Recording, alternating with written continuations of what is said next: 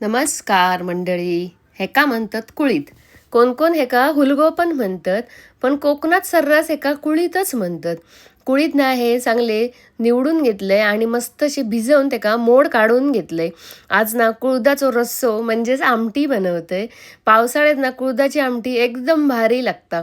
म्हणजेच काय कोंबड्याच्या रश्शाक पण मागे काढीत. हय ना कुळीत मस्त असे शिजवून घेतले आणि अर्धे कुळीत मिक्सरला बारीक वाटून घेतले.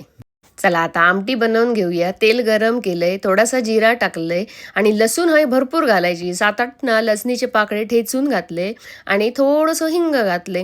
लसूण भाजल्यावर एक कांदो बारीक कापून घेतले, तो पण भाजले आणि एक टोमॅटो भाजून घेतले. आता ना ह्याच्यात मसाल्यात मालवणी मसालो, गरम मसालो आणि हळद घालतंय.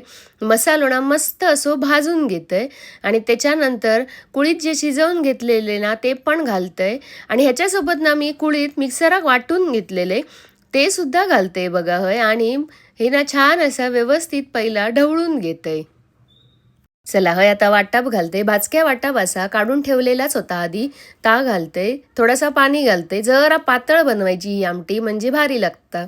आता चवीनुसार मीठ घालतंय आणि हय 4 ना सोला म्हणजेच कोकमा घालतंय आणि आमटी मस्त अशी ढवळून घेते. कुळदाच्या आमटीक आता मस्त उकळी इलेली आता वरून कोथिंबीर घालतंय आणि हय आपली कुळदाची आमटी झणझणीत अशी रेडी झालेली असा.